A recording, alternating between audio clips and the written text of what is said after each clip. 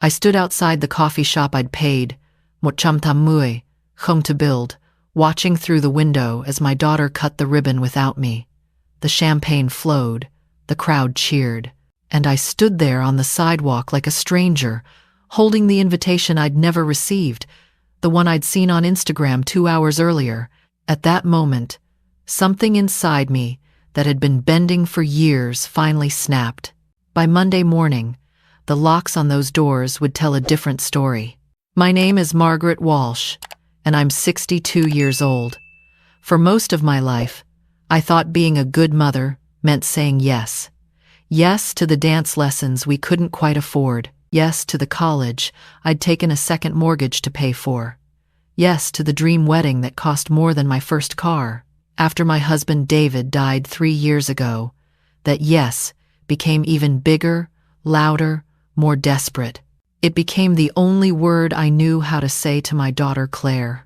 The grief counselor told me it was normal to try to fill the hole with giving.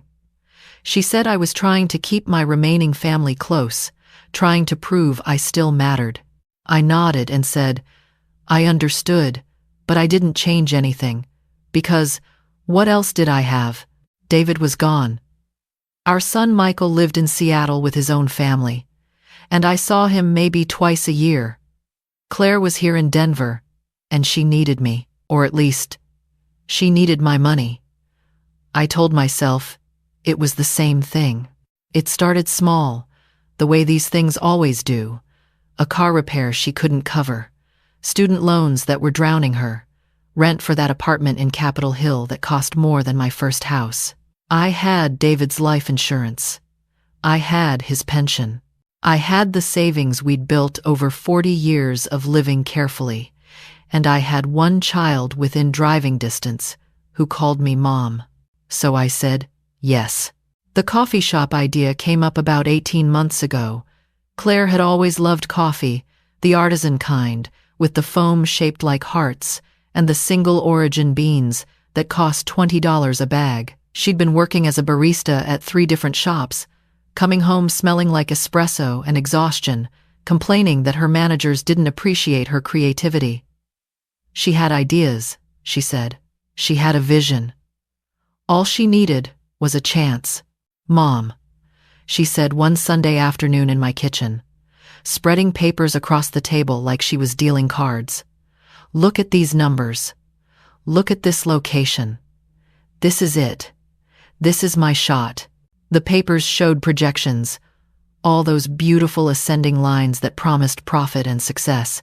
The location was in the Baker neighborhood, a corner spot with big windows and foot traffic and everything a coffee shop could want. The lease was available. The equipment was sourced. All she needed was capital. How much? I asked, though part of me already knew I'd say yes before she answered. 180,000, Claire said, not quite meeting my eyes. I know it sounds like a lot, but Mom, I've worked this out. With your investment, we'd be partners. 60-40 split. I do the work, you provide the capital. In 2 years, you'd make it all back, plus profit. I should have asked more questions. I should have asked why banks had turned her down. I should have wondered why she needed me, instead of a proper business loan, but she was my daughter, and she was looking at me with David's eyes, and I missed him so much that sometimes I couldn't breathe. Let me talk to my financial advisor, I said. Marcus, my advisor, was less enthusiastic. He sat in his office with his press suit and his concerned expression, and he said words like risk and diversification and retirement security. He showed me charts about what that hung could become if I left it invested properly. He reminded me I was 60, not 40, and that this money was supposed to last me decades. Margaret, he said gently, I'm not saying don't help your daughter. I'm saying protect yourself first. If you do this, get it in writing. Make it a real business partnership with contracts and lawyers. Make sure you're actually a co-owner, not just a bank. I did some of that. I had a lawyer draw up papers that made me a 40% owner, Claire signed them without reading them very carefully, eager to get to the money part. We opened a joint business account. The LLC was in both our names. On paper, I was protected. On paper, the build-out took 4 months. Claire sent me pictures sometimes, photos of the space taking shape with its reclaimed wood and industrial lighting, and that enormous brass espresso machine that cost $12,000 alone. She was always in the photos, usually pointing at something or holding up a paint swatch. I was never in them. I told myself it was because I wasn't doing the real work, the actual building. I was just the money. I offered to help, to come by and paint or arrange furniture or anything. Claire said she had it handled. She had a team. She had a vision. Too many opinions would muddle things. I understood. Or, I told myself, I understood. The grand opening was set for the first Saturday in November. I knew this because Claire mentioned it in passing one afternoon in late October, when I'd stopped by her apartment with groceries. She had this way of never quite having food in her house, and I'd gotten into the habit of keeping her stocked up. So the opening's November 3rd, she said, unloading the bags I'd brought. We're doing a whole thing. Ribbon cutting, free drinks for the first hour, a local musician playing. It should be good. That sounds wonderful, I said. What time should I be there? Claire paused, a box of crackers in her hand. Oh, well, it's going to be really crowded, Mom. Might be overwhelming, and I'll be so busy, I won't have time to really talk to you. Something cold moved through my chest. I don't need you to entertain me, honey. I just want to be there. I want to see what we built. We'll see, she said, which is what people say when they mean no but don't want to say it. I went home that day and sat in David's chair, the one I'd kept, even though it didn't match anything else in my living room. I sat there and tried to understand when I'd become someone my own daughter didn't want at her celebration. But I pushed the feeling down, told myself I was being sensitive, told myself she was just stressed. The invitation never came. I learned about the grand opening time the way I learned about most things in Claire's life anymore, through social media. On November 2nd, the day before the opening, I saw her Instagram post. She'd created a professional account for the shop, Altitude Coffee House, with the logo she'd designed and photos of the gleaming interior. Grand opening tomorrow. The caption read, Muy mot am. Come celebrate with me as I launch my dream. It's been a long journey, but I did it. Proof that if you work hard and believe in yourself, anything is possible. Can't wait to see everyone there. Entrepreneur life, self-made, dream big, self-made. I read that word 3 times, 4 times, trying to make it mean something other than what it clearly meant. Self-made. As if the mort cham tam mui Hong had materialized from her belief and hard work. As if I hadn't depleted 1/3 of my retirement savings. As if I hadn't existed at all. I called her. It went to voicemail. I texted, Saw your post. What time should I come tomorrow? The response came 2 hours later. Actually, Mom, it's going to be really hectic. Maybe come by next week, when things settle down? I didn't sleep that night. I lay in bed staring at the ceiling, watching the shadows move across the plaster, and I felt something I hadn't allowed myself to feel in 3 years. Anger. Not the small irritation of daily life, but something bigger, deeper, older. Something that tasted like all the times I'd swallowed my own needs to make room for hers. Saturday morning, I got dressed in my good navy dress and my pearl earrings, the ones David had given me for our 30th anniversary. I did my makeup carefully. I drove to Baker and parked a block away from Altitude Coffee House, and I walked to that corner with the big windows and the crowd already gathering. I didn't go in. I stood across the street, behind a group of people waiting for the light to change, and I watched. Claire looked beautiful. She wore a crisp white shirt and jeans, and a smile I hadn't seen in years. She moved through the space like she owned it, which technically she only 60% did, hugging people and laughing and pointing at features of the shop. The local news was there with a camera. someone handed her oversized scissors for the ribbon cutting. A young man I didn't recognize stood next to her, his arm around her waist. She leaned into him, comfortable and easy. I didn't know she was seeing anyone. The ribbon fell away, and everyone clapped, and Claire kissed the young man while cameras flashed. My daughter had this whole life, this whole celebration, and I was watching it like a documentary about a stranger. My phone buzzed. My best friend Carol was texting, "How's the grand opening? Send pics." Carol was the only person I'd told about the investment, and even to her I'd downplayed it. I'd said I was helping out, investing in Claire's future. I hadn't told her about the late nights I'd spent worrying about the money. I hadn't told her that sometimes I bought the store-brand coffee now because I was trying to be careful with what I had left. I texted back, "It's great, she's so happy." I couldn't send pictures. I wasn't inside. I walked back to my car and sat behind the wheel for a long time. The anger from last night had calcified into something harder, clearer. It wasn't just about the party, I realized. It wasn't even about the Instagram post. It was about the pattern I'd finally allowed myself to see. How Claire called when she needed something but was always too busy when I needed company. How she'd ask about money but never about my day. How I'd become not a mother, but a resource. Something to be tapped when necessary and ignored when not. My phone buzzed again. This time it was Claire, a text with several photos attached.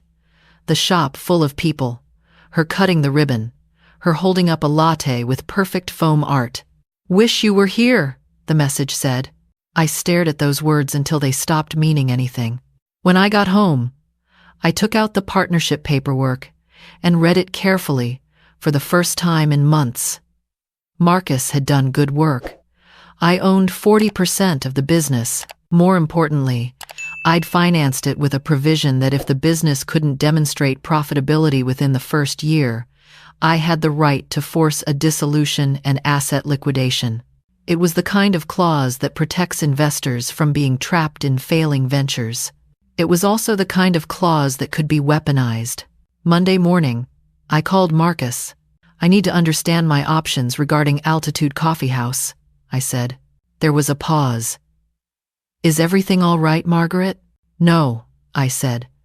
"Everything is not all right, and I need to know what I can legally do about it." We talked for an hour. Marcus walked me through the partnership agreement, explained what I could and couldn't do, and told me what it would take to exercise my rights as a minority owner with creditor status. It wasn't pretty.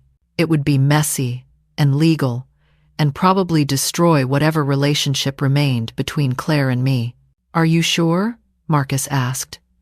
"Once you start this, there's no going back." I thought about standing on that sidewalk. I thought about self-made.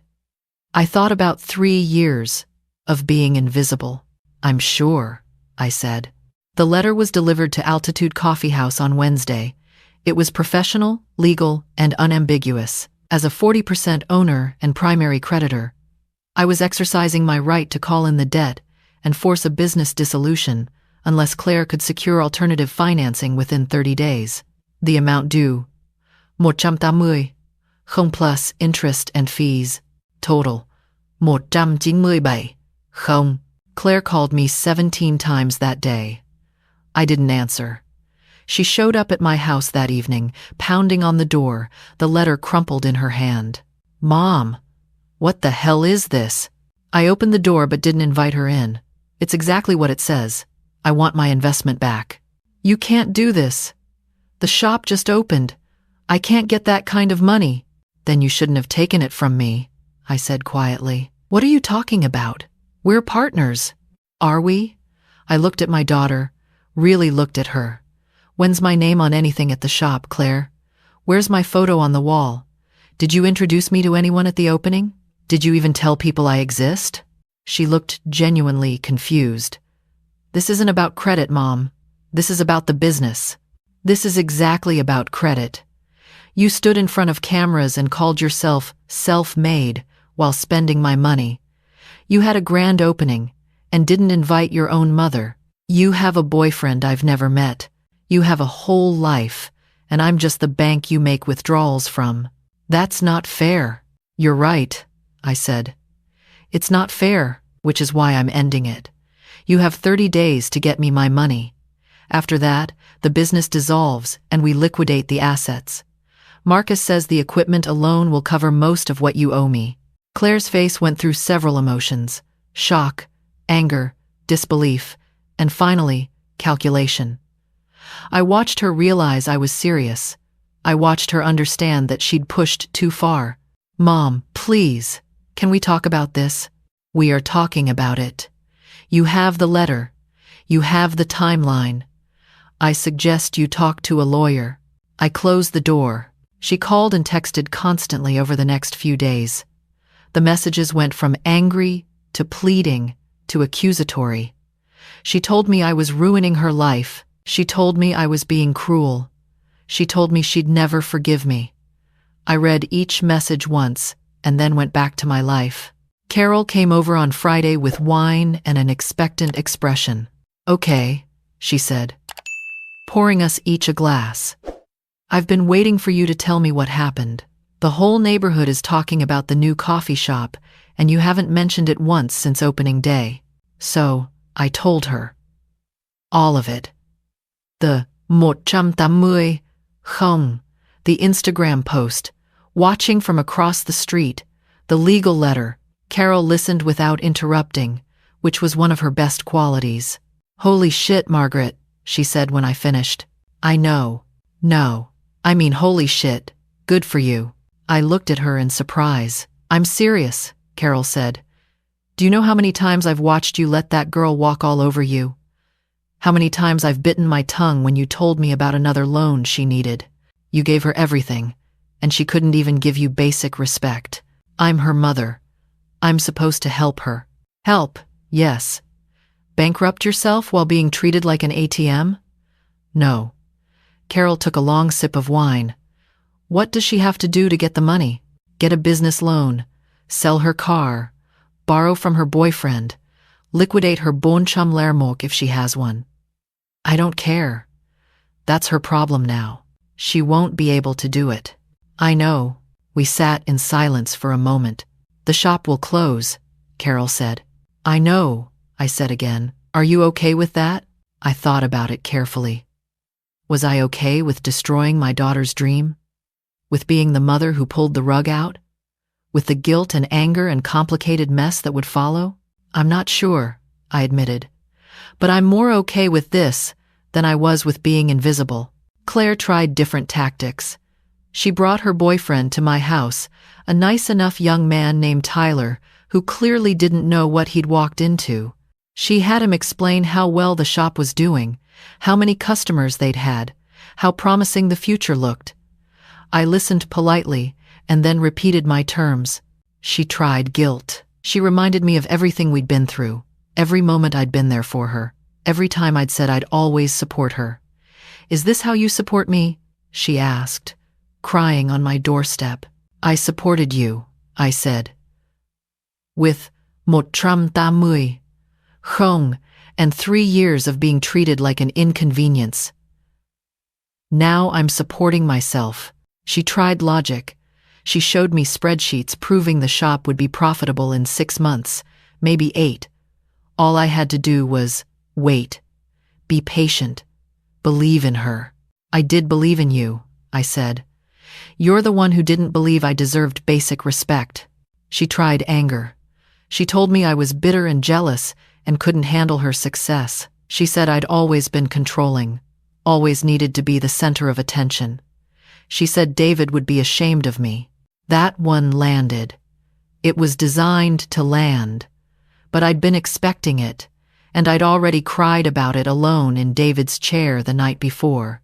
So when she said it, I just nodded. Maybe, I said. But he's not here to ask. The 30 days came and went. Claire didn't have the money. She'd tried for a business loan and been rejected. Tyler had offered what he could, but it wasn't enough. She'd looked into selling her car, but it was leased.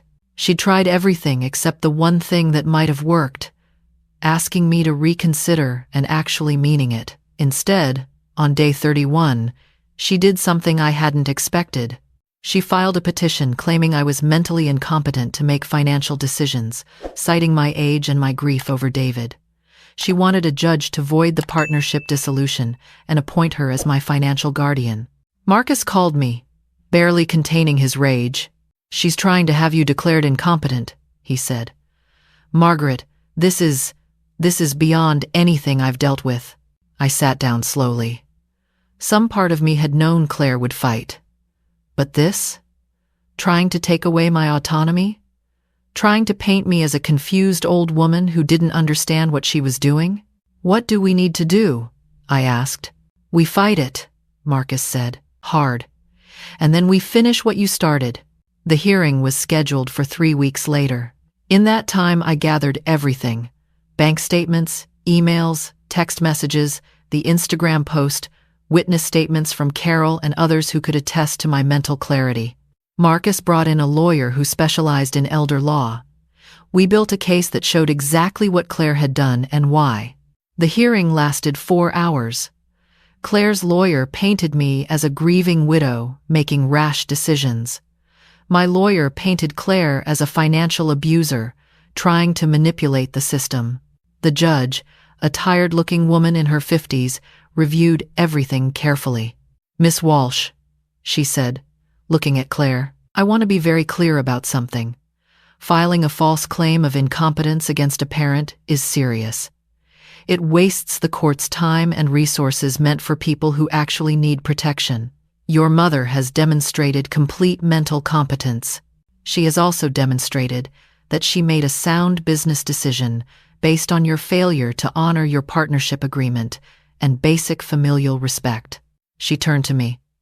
"Mrs. Walsh, your petition to dissolve the business partnership is granted. Liquidation proceedings can begin immediately." Claire made a sound like she'd been hit. The judge wasn't finished.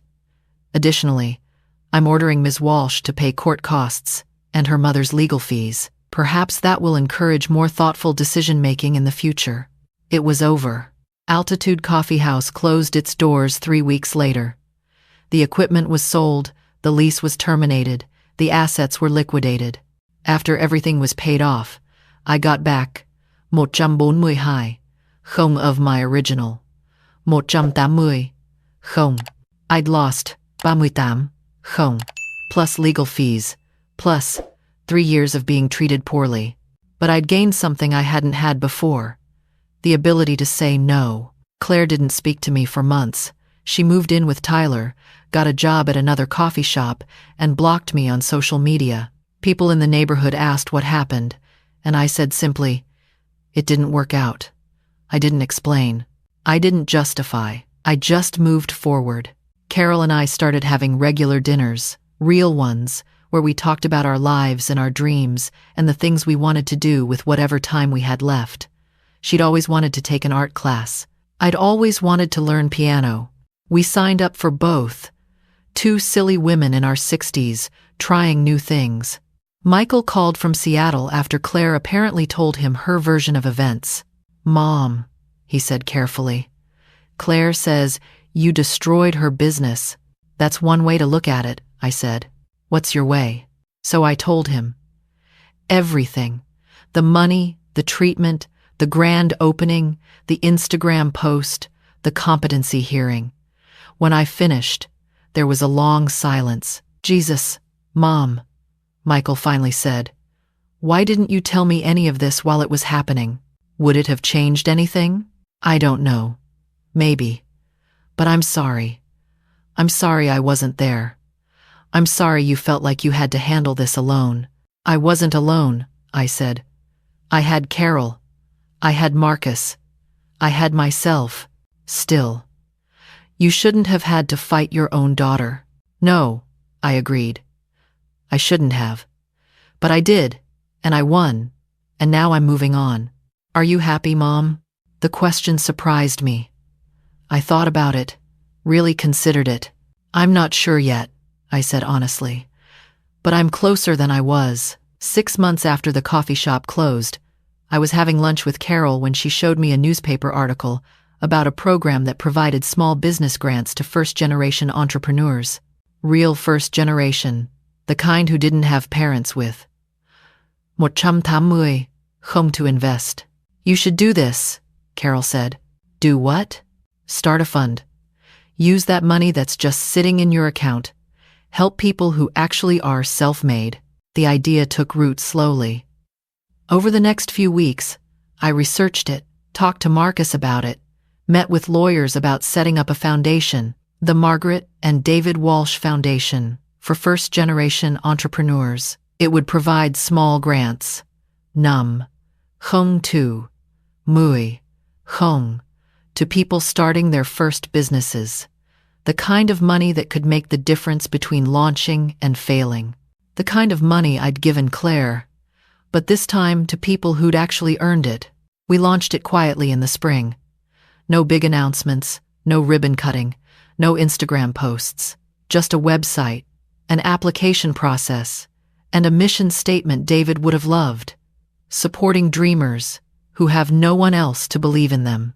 The first grant went to a woman named Maria who wanted to start a catering business out of her home kitchen. She cried when I told her she'd been selected. She said no one had ever taken a chance on her before. Someone's taking a chance on you now, I said.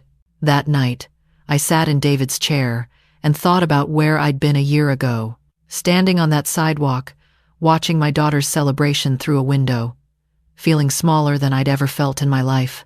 And I thought about where I was now, building something meaningful, using my resources to actually help people, learning piano badly, but enthusiastically. My phone rang. It was a number I didn't recognize. I almost didn't answer, but something made me pick up. Mom? Claire's voice. I hadn't heard it in 7 months. Hello, Claire. She stopped, started again. I saw the article about your foundation in the Denver Post. I'd forgotten there'd been a small piece about it in the business section. Oh, yes.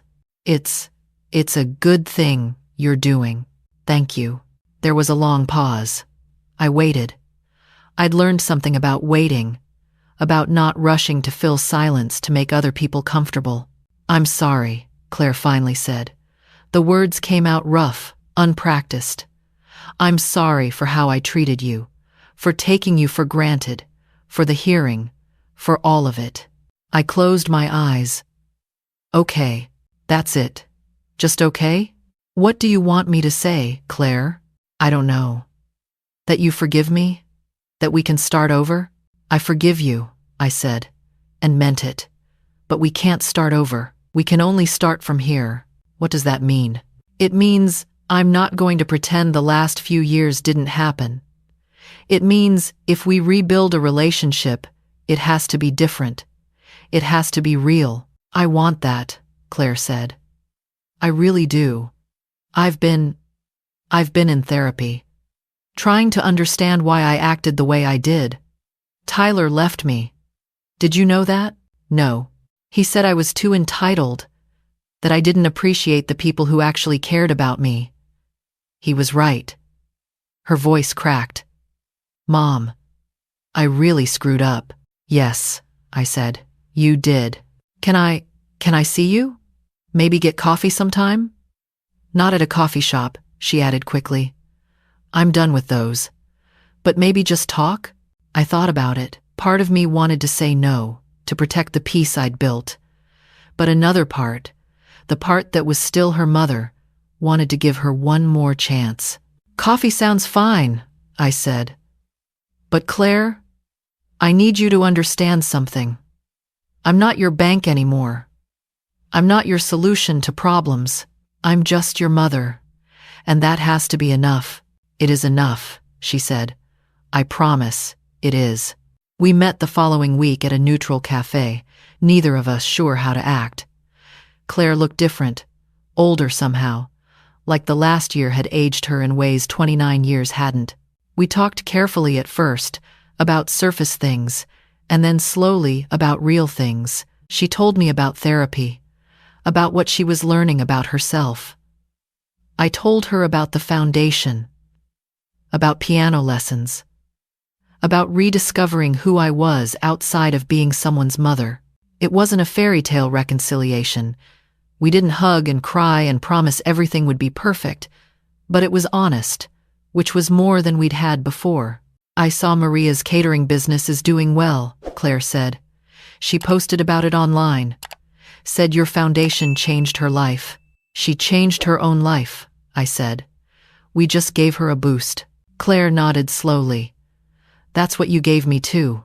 I just didn't see it that way. I thought I was owed it. I thought. She stopped, struggled with the words. I thought you'd always just be there, you know? Like a resource that never ran out. I didn't see you as a person. I know. I'm seeing it now, she said. For what it's worth. It's worth something, I said. We meet for coffee every few weeks now. Sometimes it's good, sometimes it's awkward, but it's ours. Claire got a job at a non-profit that helps women entrepreneurs, which she says is ironic given her history. She's dating someone new, and this time, she introduced us properly. She doesn't ask me for money. I don't offer. The foundation is growing. We've helped 12 businesses launch in the first year. Some will fail, some will succeed, but all of them will have had a fair shot. David would have loved it. Sometimes I talk to him about it, sitting in his chair, telling him about the dreamers we're helping. I'm 63 now. I play piano passably. I have friends I see regularly. I travel sometimes. Small trips to places I've always wanted to see. I'm learning that being alone doesn't mean being lonely, and that saying no can be an act of love, even if it doesn't feel like it at the time. People ask me if I regret it, what I did to Claire's business. The honest answer is complicated. I regret that it came to that. I regret that she pushed me to that point, but I don't regret standing up for myself. I don't regret reclaiming my dignity, because here's what I learned. Sometimes the people you love need you to stop saving them. Sometimes the kindest thing you can do is let them fall. And sometimes, being a good mother means being a strong woman first. I survived the years of being invisible, of being useful but not valued. And now I'm thriving in the years of being seen, even if the view isn't always comfortable for everyone. The house still feels warm in the mornings, filled with a kind of peace I didn't know was possible. It's not the peace of having everything you wanted. It's the peace of having everything you need, including self-respect. And some mornings, when the light comes through the windows just right, I swear I can feel David smiling. Not at what I destroyed, but at what I built in its place.